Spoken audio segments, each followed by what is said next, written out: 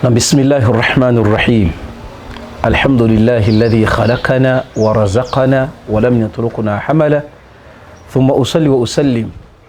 على من جاءنا بالهدى ودين الحق ليظهره على الدين كله وكفى بالله شهيدا أما بعد السلام عليكم ورحمة الله وبركاته. عليكم السلام. أبامي نباتشالا balungi abatula ku lutimbe gaggadde Labbaika Islam Media ensonga eri mu ddiiro Luganda Silatu Rahmi okuyunga oluganda stroke qati'atu rahmi stroke okutulawo oluganda obulungi bw'okuyunga oluganda n'akabi akanene akava mu kugayalirira oba okutulawo wakati w'enganda zaffe. Ensonga eno tutambula nayo wano ku Labbaika Islam Media ng'era eteekebwamu ensimbi baganda baffe aba Labbaika Travels wali ku Kyamutawazi mu namba 221 abakugu mu bikwatagana ne umra ne hijja. Gendo malize ensonga ze za hijja kubanga obudde buweddeyo. Okusoma kwa hijja kutandika olw'omukaaga luno ng'ennaku z'omwezi 27 wali ku masjidi Kyamutawazi okuviira ddala ku ssaawa 3 ez'okumakya okutuusiza ddala ku ssaawa eya dhuhuri. Gendo osome ebikwatagana ne hijja otegeere emikolo bwe bagikola naawe atannaleeta niye genda mu hijja togaana genda kusoma olw'ensonga nti irimu gy'onaafuna munnaye tomanya Allah kwayinza okuyisiza ate ne weesogga olugendo olutukuvu. Ensonga zonna tuzitambuza ne mukadde wange Haji Hamza Semogerere era nja kukusaba ssebo ombuulize ku batula ku lutimbe gaggadde. Naam, assalamu alaikum wa rahmatullahi wa barakatuh. Assalamu rahmatullahi. Alhamdulillah. Amukadde wange. Naam Sheikh. Ensonga y'oluganda yagenda wala. Alhamdulillah. Fekasa twasoma hadithi y'omubaka sallallahu alayhi wa sallama egamba nti naye yandiyagadde Allah mugaziize mu riziki. Naam. Ate Allah abeere nga amuteera baraka mu buwangaazibwe. Naam. Anyweze ekikwatagana n'okuyunga oluganda ne tugamba nti twetaaga omusomo mulamba ku Labbaika Islam Media. Naam. Era gutambulidde ddala episodes nnyingi ezikwatagana ku luganda. Seeka wenjagala tutandikire bwennyini tukyali ku nsonga ku asbab ensonga eziviirako enganda okutukawo. Naam. Bwennyini wenjagala otandikire Sheikh olwaleero otuleetedde ki ku nsonga zino ezivaako okutulawo oluganda? Naam, bismillahirrahmanirrahim alhamdulillahi rabbil alamin wassalatu wassalamu ala rasulillahi sallallahu alayhi wasallam. Batulaba ku Labbaika Islam Media tubeebaza kubeera nti mugoberedde emisomo gino egy'oluganda kyetusaba Allah ow'ekitiibwa mwenna abatugoberera abatulaba abatuwuliriza tusaba Allah abeere nga basasula mu musera naffe tusaba Allah abeere nga atuwa obusobozi okwongera okukola research kubeera nti insha Allah tuleeta ebyo bye muyinamu okubeera nti interest mufunamu ekyokuyiga mu kuyunga oluganda. Sheikh nga bw'otugambye bw'ongambye okubeera nti nyongerako ensonga zo nnyingi era suubira nti tulizimalayo naye nga wonna we tujja okukoma insha Allah tusaba Allah abeere nga atuwamu obulungi. Mu nsonga endala muzikutulawo oluganda mulimu okubeera nti omumanyi waffe yali awandiika ekitabo kino agamba suul khulq min ba'd zawjaati, empisa embi eziri mu bafumbo abamu ku sayidi ey'abakyala naye nga ne sayidi y'abasajja tujja kukola ki? Ate abakyala badde bagenda kumpulinga nti naam Sheikh kuba fa ba'dhu nnaasi yabtali bizawjatu sayyi'atul khuluq, omuntu asobola okubeera nti agezesebwa n'omukyala nga wampisa mbi. Allahu akbar sallallahu kitutaasi ya rabbal alamin. Naye era abakyala temweraliikirira tugenda kujja mu sessions ezijja. Session esobola okujja nga twogera ate ku bubi bwaki bw'omusajja si nti abakyala be babeera ab'empisa embi n'omukazi asobola okugesebwa Sheikh n'omusajja nga mubi nga omusajja tasaala omusajja anywa omwenge omusajja alina empisa zonna embi. Naye essaawa zino tuli ku sayidi y'abakyala omuntu asobola okugesa n'omukyala nga wallahi alina empisa embi dhiqatul atin ng'asunguwala mangu. Osobola okwaza omukyala nga ye asunguwala mangu. Ekigala seeka okusunguwala mangu kuno nakyo kika kya mpisa mbi. Kika kya mpisa mbi oba butonde busobola n'okuba obutonde naye nga kika kya mpisa mbi. So omuntu wano okusunguwala seeka kyova olaba nga mu hadithi eri eya Nabi Muhammad sallallahu alayhi wasallama yali ayogera kusunguwala kuno obusungu omuntu yandibadde buli kaseera bw'ofuna ekikunyiiza n'osooka ositolinga n'omanya butya laysa shadidi bisura walakin ashadid alladhi yamliku nafsahu indal ghadabi. Wallahi kigambo kikulu. Nti mbutuufu omuntu okubeera nti w'amaanyi si ow'amaanyi abeera nti bisuru anti ayanguyiriza. Wanguyiriza nsonga. N'ofuna ekikunyize waka gwe n'oyanguyiriza buyanguyiriza. N'ofuna embeera yonna yonna sooka osetolinge alladhi yamliku nafsahu indal ghadabi. Okwefuga okwo mu kaseera ng'onyiize. So ebyo byonna byonna biviirako okubeera nti omukyala abeera n'empisa ki embi. Ate waliwo n'abakyala ng'omukyala oyo taagalira ddala bbaawe abeere nga omukyala osobola okwasa omukyala sheekhe naye ng'omukyala taagala muntu yenna yenna gwe okulagana naye omukyala aleetawo atya okwawukana.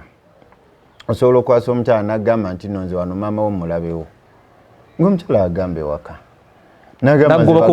naggobako baganda bo naggobako b'okulagana nabo mu bizinesi bakuyita kwefunza omukyala n'akwefunza. Omukyala n'akwefunza seeka ezo zonna mpisa mbi ez'abakyala. Naye ng'omukyala asobola okuba nti agamba nti nze nga buli wakulaba ng'otambula n'omuntu yenna yenna alowooza yeki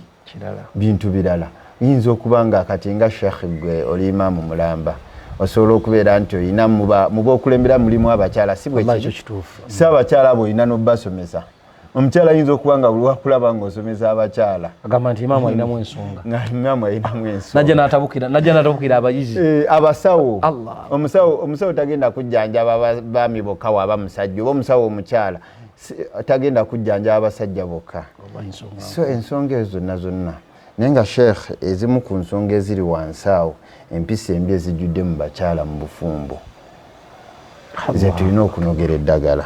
era mulimu kye bayita hifdhu sirri okubeera nti abantu tebakyakuuma byama. Ensonga gy'olese wallahi seeka nsonga ndowooza mu nsonga ezoonoonye ekisaawe ky'obufumbo n'amaka okufa butakuuma kyama seeka kwejaabulula oba ensonga zaffe zonna tuteeka mu stenseni zonna. Wallahi ate ng'ekyo kibi kuba sheekh asirri omanya kiyabeera nga kya definition n'agamba ma yuktam fi nafsi kyekintu ekyo nga kyo azintwagala muntu yenna yenna akimanye ng'okiyina ng'ekyama nga weekuniza nakyo nga kikyo kyamunda era wenkubuulira ku kyama kyange mbeera saagala ate gwe okole ki ogende ng'okyogera n'ennaku zino sheekh abantu tebamanyi nti nno asirri amaana okuuma ebyama bwesigwa Allah bwagenda otubuuzayo ate era okusaasaanya ekyama khiyaana bukumpanya bwennyini. Tusaba Allah tutaase ya rabbal alamin. Kyolaba nga tulina okwegendereza ebigambo ebyo asirri okubeera nti omuntu akuuma naye sheekh mu mbeera eno gye tulimu mu nsi ennaku zino wakyaliwo ekyama. Wallahi simanyi neera sheekh tolaba nti mu butuufu obutakuuma byama okimanyi sheekh omanyi ensi ezitabanguse oba obufumbo obutabanguse olw'obutakuuma byama oba embeera obutakuuma byama nga embeera eyo okubeera nti etabanguse kireeteddwa obutakuuma amaka gafudde n'ebika byawukana lwa byama kubeera mukumpanya kuba weba tukuuma byama obeera mukumpanya. Allahu akbar. Ate nga mu butuufu kuba tulina okubeera nti ffenna ekkubo lye tulina kubeera nti tugoberera Nabbi Muhammad abakyala bagamba sallallahu alaihi wasallam abakyala bagamba nti abaami temukyabuulirirwa. Tobuulirirwa omukyala talina nsonga gy'agamba n'owulira kale naye ensonga yokkolebwako alina kukwabya sheekh ekyo kifu n'akutwalako mu mikwano gyo n'akubira ku seeka akasimu seeka Bilal assalamu alaikum warahmatullah musajja woyo Hamza omulaba musajja woyo Hamza kino na kino nga bambi anoonya nti tomanya seeka anaagamba kwani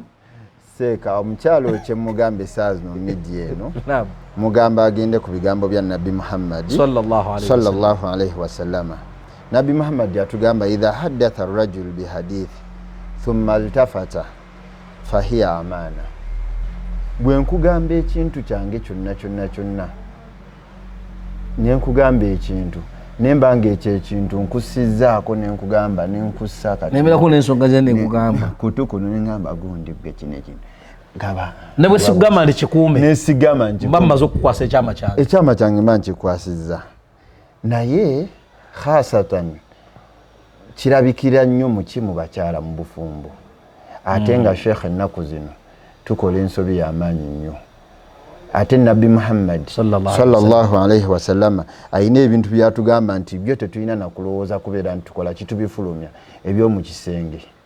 nekati ennaku zanti biri ku mutimba naye kati n'abantu omuvubuka wallahi asooka newaana n'agamba nti oyo ng'ayewaandira mu bakazi bafumbo nti oyo nammala oyo ali bwati nezikutuka tetunagenda naawo n'ennaku zino sheekh mu butuufu omuntu abeera awo ate simanyi obuzibu buvuddewa kuba mu biseera biri ebyabajjajjaffe bataata baffe wallahi bakuumanga ebyama nga tusobola kumanya bifa mu kisenge naye social media tuleetedde obuzibu omuntu olaba seeka bafumbo bekwata butambi nga bali mu kisenge ensonga zonna ne bazissa ku gundi ne bazissa ku mutimbagano wallahi olaba omukyala najja n'akola session namba ku TikTok ayogeranga bbaawe atalina maanyi ga mu kisenge wallahi tuli ku akhiru zamani wallahi kyoyogera naye seeka olaba ebintu ebyo manya nti Nabi Muhammad sallallahu alaihi wasallam agamba mu hadithi ya Abi Sa'id agamba inna min asharri nnasi inda Allahi almanzilati yawma alqiyama rajul yufdhi ila imraatihi wa tufdhi ilayhi thumma yanshuru sirriha. Nti mbantu boolaba nti mu butuufu bagenda kubeera mu mbeera embi n'ennyumba embi ku lunaku lw'enkomerero. Ate ng'oguba muliro. Guba muliro of course. Ye muntu okuba nti mu butuufu agenda ewa mukyala we nga womanyi ogenda ewa mukyala wo n'obeera ng'ebyama ebyo gw'omala n'obeera nti obikola ki obisaasaanya oba omukyala nasasanya ebyama bimanya abakyala ennaku zinagamba oyo tamala n'abaami twayononeka songa zonna kati ziri mu lujjudde otambula bwoti okomawo kati bana basula ku mizigo okomawo bwoti oyingira ennyumba omukyala nga ali ne bannaawo naga mumulaba n'oyo kulega bupale naye temuli bannayi natomera n'ekyo kifu natomera ekyo kifu era bannayi nze simanyi bannayi nakisira nti nalaba ku lunaku omusajja olwo yankwana anti sheekh kati ekiriwo kubuulira bano abatala Kalbaika Islam Media nti ebintu bwe bito obifuna olina okusooka n'obeera n'ekyama bajjajjaffe baagumira ebyama byetasobola naeseka wembadde ngenda okuleetera ekibuuzo kyange era okiddemu sheekh kuba mukyalo nkyagenda okukugamba nti museeka ebyo muboogera mwagala ffe tufe kisiiri tubeere omwe kubanga bajja ne bagamba nti seeka emirembe gyaseseetuka dda ogwo omulembe gw'abajjajjaffe okufa ekisiiri nti bajjajja baatuuka n'okukaddiwa nga tebasaanidde kukaddiwa naye ne bakaddiwa olw'obuzito n'embeera gye baali bayitamu. Bano abakyala bo bagamba nti ate luba lugambo beekubira nduulu bayambibwe di omukyala lwe yandise seetusa ave mu nnyumba agenda abeereko ne weeyekubira enduulu sekamuza. Olaba we tuli ku musomo guno guli kw'amaana hifdhul kuuma ekyama. Ekyama tekitegeeza nti no wembeera n'ekyama nze ng'omukyala nange omusajja nsobola okubeera n'ekyama era nagambye topiki y'abasajja tugenda kujja naye omukyala osobola okuba n'omuntu gw'ogambako n'omuntu ono gwe tuli mugamba akuume ekyama. Omukyala wange asobola okugenda ewa maama wa muzaala n'amugambako kino ne kino ne kino ngambira ku musajja. Omanyi lwaki njagadde okajjeyo ng'omukyalo najja kugamba nti tumulesa tetumulekeddeewo we autu wabula tumutegeeze baani b'ogamba ku nsonga ze ez'omunda. Omusomo guno gugenderamu ebintu bibiri. Essaawa zino tuli ku bakyala naye n'abaami. Abaami nabo basusse. Abaami gugenderamu pictures bbiri. Omwami agenda n'anyigirizibwa mu bufumbo n'ajja n'anyumizaako. Obimanya abaami abawasa omwami agenda n'awasa omukyala oba wookubiri oba asooka najja ebintu ebimu ne bimunyigiriza n'abijja mu nnyumba era n'abitwala mu nnyumba eby'obufumbo n'abyogerako ne muganda we oba n'abyogerako ne mukwano gwe. Kati gwe mukwano gwe gwabuulidde kiba kibi nnyo okubeera nti okola ki oyasa ebyama ebyo. Naye wano tuzze kuba kisinga kulabikira nnyo mu bakyala era okebera omutimbagano kisinga mu bakyala. Omukyala yalangira luli twali ku program nawe ojjukira bulungi ng'omukyala avaayo n'alangira omwami nti omwami biki tagula bino ali ku social media kwalangira buli kimu. Omwami yamuzaalamu n'abaana gwagamba takola ki njagadde nnyo haji okajjeyo olw'ensonga nti omukyala ono saagadde tumusibireyo njagadde tumugambe nti obusiraamu tebwagamba nti fa kisiiri wabula bwakuteerawo enkola ennambulukufu eri maarufu butya bw'oteekeddwa okulaga obutali bumativu bwo era eri baani nti ensonga bwekusukkako kubanga nagambye nti abasajja tulinamu egguma ennaku zino tukyabuulirirwa omukyala ayagala n'okukugambako nagamba nti naye omuliro nga tekukyaliko ku kyaja kati gwe seeka omukyala akugambako nti okyalina muliro ku kyaja otabukabutabusi mukyala gwe olabika olina mwenzi kati olabika oba okitegeera kitenda kutegeera tolina tabuka nti olina kuyiiya kutyambeera ababiri kuba ebiseera ebisinga kyoba olabanga bintu ebitamibwa era ekisanyusa ennyo shayitaani weesanyukira ennyo shayitaani okimanyi seeka nti wekonvinsinga omuntu n'atasaala esanyuka wekonvinsinga omuntu n'atasiiba asanyuka n'akola ensobi n'agwa mu bwenzi esanyuka naye sheekh shayitaani nawe okimanyi bulungi awo wawanvu nti erina weesanyukira ennyo ne beekubira neki n'amataali n'amadaala negagaba omuntu shayitaani ejja negenda ewazikulira nebagamba banenze ero kyenkoze ndeeseewo ensonga ng'eyo ensonga egenda kwawukanya abafumba ababiri Shayitaani enkulu egamba zino nti muveeyo temulina nekimpolipolisi musajja wange sembe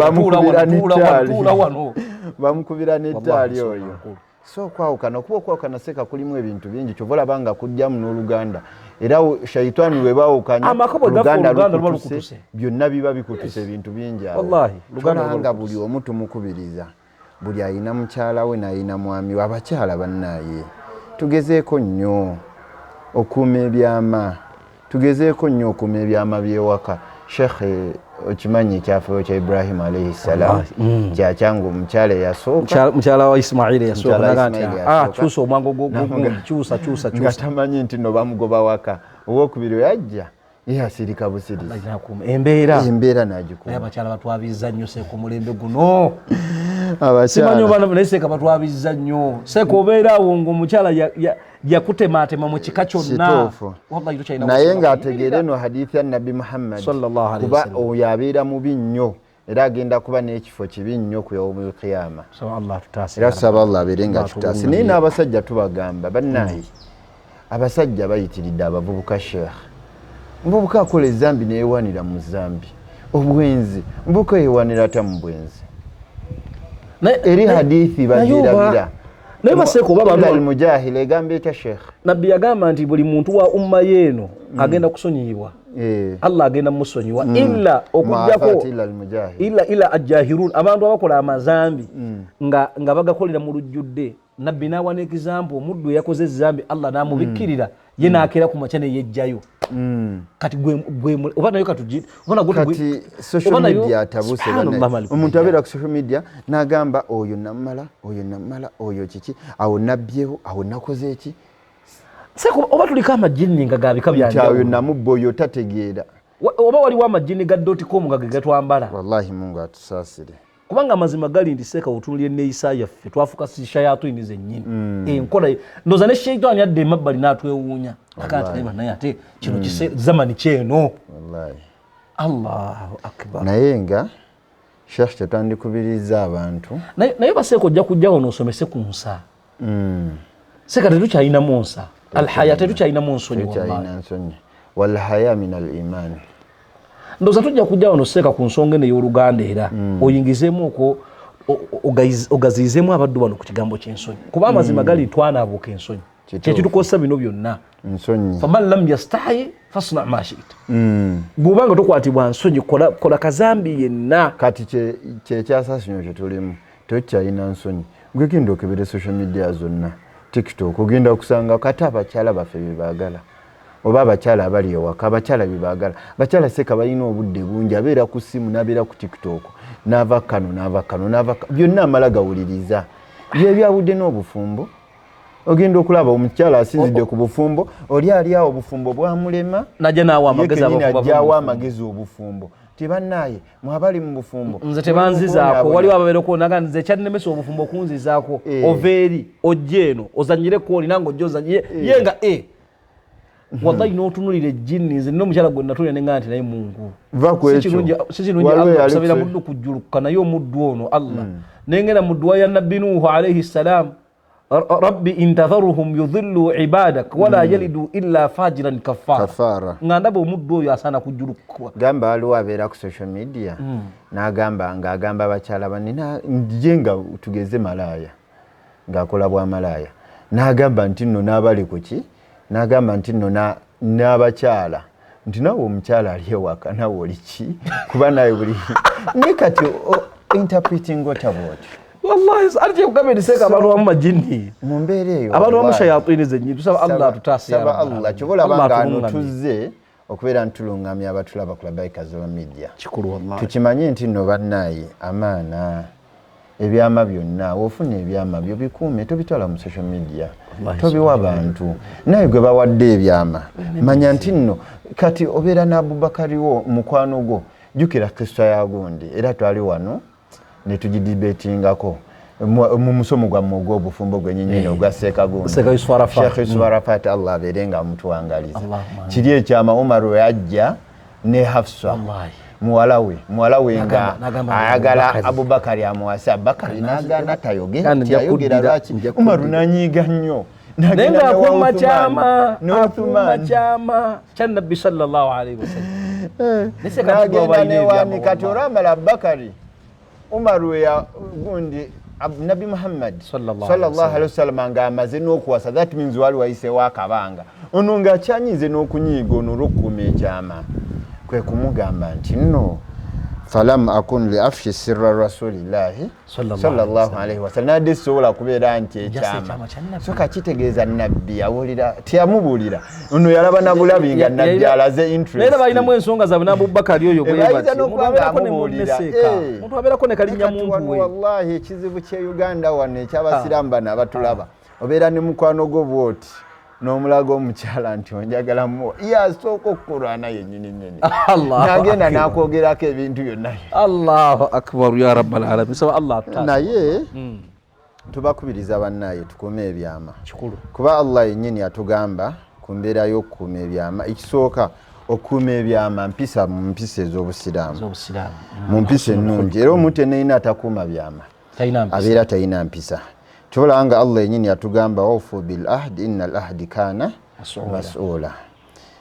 nabiranga atukubiriza okuuma ebiki ebyama wala Sheikh tubatsaba Allah yenyini tumugamba ntino ay Allah go atugamba inna qulta qawluka alhaq iduna sajib lakum batugamba tukusabe ojja kubeera nti okola ate tukakasa mu bakuuma ebyama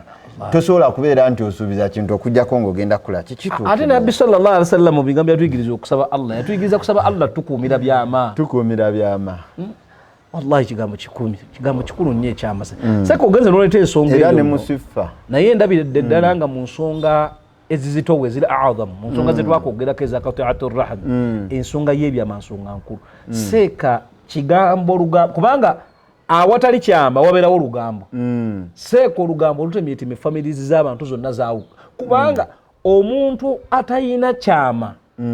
atayina bwesigo buno bw'oyogeddeko atakuuma amaana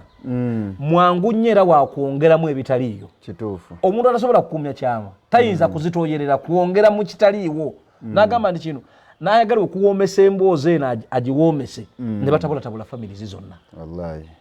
ne Sheikh Mungu atusaasire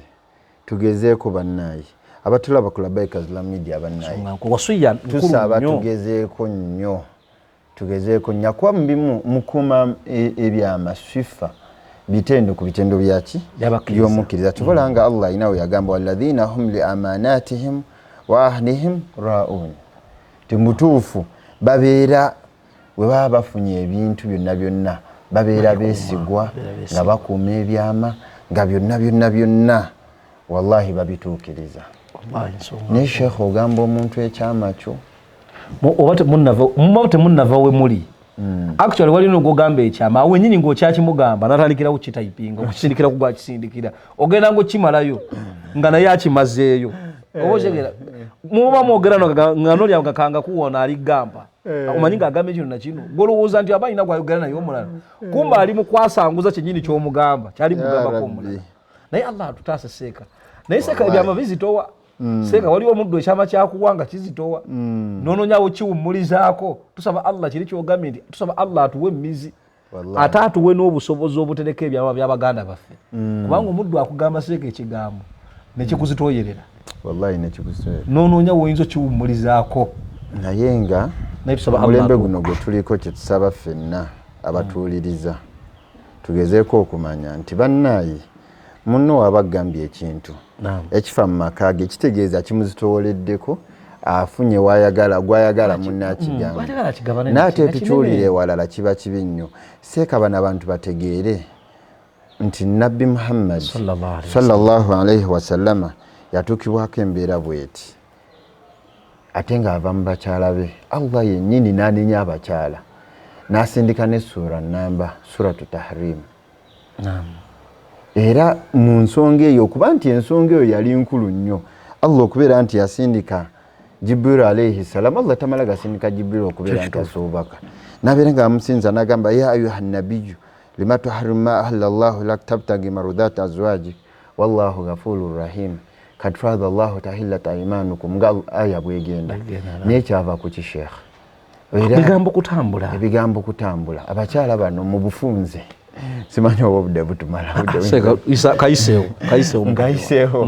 mu bufunze abakyala bano baali beekubanye kyokka nga nabbi Muhammad sallama mu sababu nuzul asbabu nuzul eza aya yali ava ku mubisi akabisi kamuwomera era nga abakyala baffe bali beekwatagana ne bagamba abakyala ngaaba basatu ne bagamba tugamba ava kulya katungulu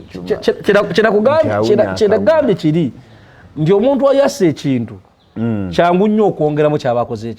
so Allah tutaase ndowooza kiraba kino kyabamaama baffe benyini bayongeramu ummahatil mu'minin so kyovulaba nga sheekh kyabadde kyabunanyizibwa okubeera ntujja tubuulira abantu bano mu bufumbo buno okuuma ebyama Allah avaayo yennyini nga munyiivu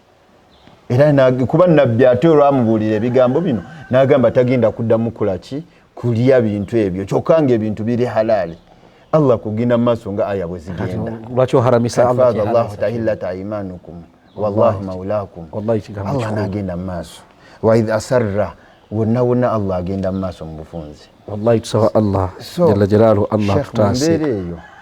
abakyala tubakubiriza mbutuufu ebintu ebibanga bibadde mu maka bisigale nga biri mu maka tebiina kugenda ate ndowooza oba twandetaddewo embeera ndowooza mu famire nti ne tugamba nti famire eno ebyama byaffe tubiroopako wano omanyi tulina ekintu kyetera okugamba abantu nti bane mubeere ne baseeka b'amaka gammwe baseeka balina emmizi kana ate obuzibu bwatuse mu baseeka nti ate nabo tebatabudde maka g'abantu wo tusaba Allah atulungamye naffe naye ekizibu kyendabawaawo awo ebiseera ebisinga nze nasanga omusiraamu naŋŋamba mutuufu nze mukyala wange ate nno omusiraamu ge nasanga nga mukyala weebi nga naŋŋamba mukyala wange saagalira ddala aliraanira eddala baseeka naŋŋamba saagalira ebyo biddala si ebyo sibyagala byanyononera omukyala yakola ki bakitegeera nga alina n'ekizampa entuufu naŋŋamba mukyala wange bamutwalira mu mbeera eyo bwetyo okimanyi sheekhi nti mu butuufu kituufu baseeka anti wano tuzze naye nga kyotutegeeza ffenna balina kubeera begendereza ku baseeka ki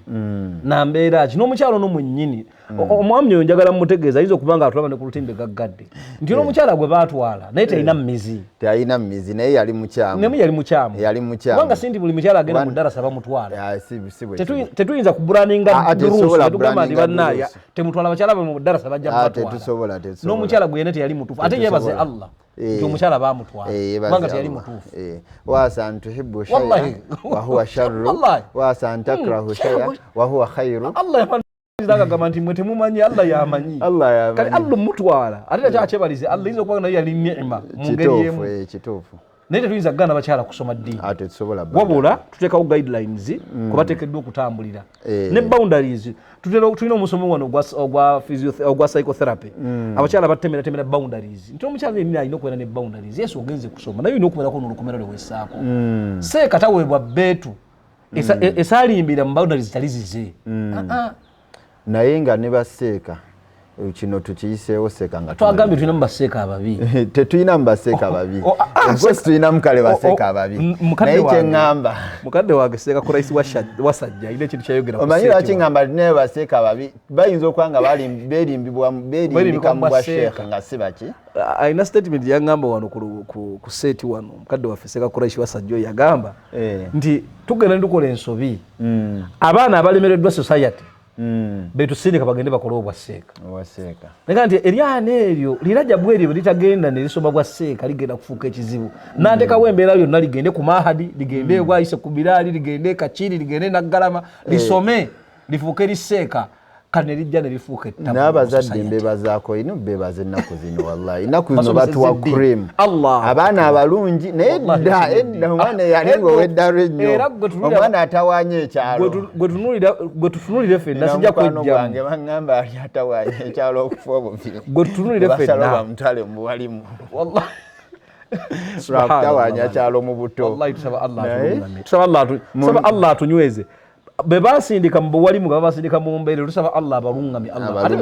kyetulina okusaba Allah abalungamye kubaseeka omuntu ajja era kukuuma bino ebyama banaye tukuume ebyama omwana omukyala ajja nabulirako seeka oba omwami nzijja nembulirako sheekh neŋŋamba kambwireko imamu wange neba khutuba namba ngendo gisanga nga khutuba eri ku thuraya oba eri kulabaika zlamidiowa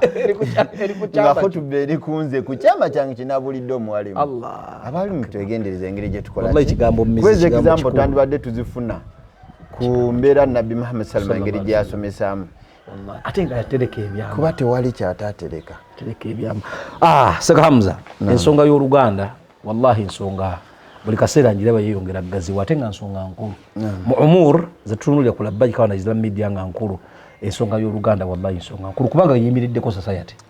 buli amakawo gatatereera buli kikabo kitatereera buli family zitatereera society efa tusaba Allah jalla jalaaluhu fenna abatudde eno n'abali ebuuyi eri abatoota obuliro fenna tutegeera obukulu bw'okukuuma Oluganda ensonga mukadde waffe zaalese muziwulidde zibadde ensonga bbiri empisa embi mu bafumbo saidi y'abaami ne saidi y'abakyala naye tugogedde nnyo ku bakyala olw'ensonga nti era mmwe munyimiriddeko Ministry of Internal Affairs ensonga z'amaka ziyimiriddeko mmwe yadde tujja kujja era tubeere nga tugaziya ne ku mpisa z'abaami embi naye mu mpisa abakyala embi ze mwolesezza mu zamani eno gye tulimu obutakuuma byama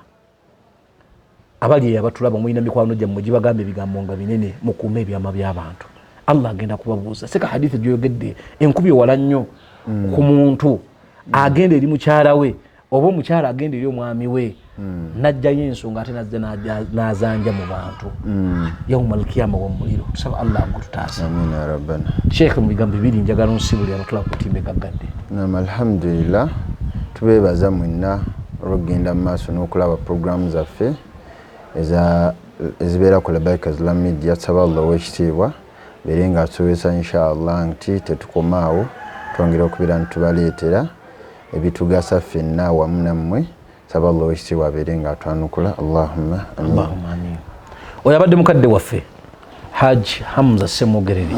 ku nsonga ya silatu rahmi stroke qati'atu rahmi okuyunga Oluganda n'obubi obuli mu kutulawo Oluganda ezo tukyali mu asibaabu nno tukyali mu nsonga eziviirako eŋŋanda okucyankalana twogedde ensonga nnyingi genda obeere nga atoddayo mu episode zaffe ezaayita okole recap obeere ng'ensonga zino zonna ozikuŋŋaanya zikubeere ku mutima ozeenonyeemu ogaane kubeera kitundu ku bantu abakutulamu eŋŋanda kubanga jjukira hadithi y'omubaka sallallahu alaihi wasallam Oluganda lwasaba yenna akutula wakati waalwo Allah jalla jalaaluhu akutule wakati w'omuddo oyo ate Allah nakkiriza buli lw'ozannyira mu Luganda oba ozannyidde ku kikuyunga ku Allah subhanahu wa ta'ala mu mbeera y'okusaasira kwe era wandijja yawmal qiyama nga gulowooza wakola naye ng'atwalibwa mu muliro tusaba Allah jalla jalaaluhu Allah fenna Allah atulungamye Allah atunyweze fenna Allah atuwejjana fenna Allah atuwokkuuma Oluganda nkujjukiza tigenda wali eri ku Cham Towers shopping mall edduuka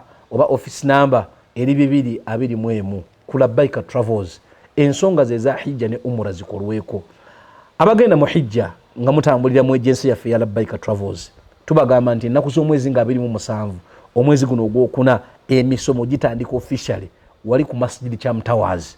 okuviira ddala ku ssaawa 3 buli lwa mukaaga paka swala ya dhuhuri tugende tusome naawe ayagala okumanya ebikwatagana ku hijja yadde nga togenda mwaka guno genda otuulewo osomo otegeere emikolo gya hijja gitambula gitya n'obukulu bwagyo mu bulamu bwo. Mbajjukiza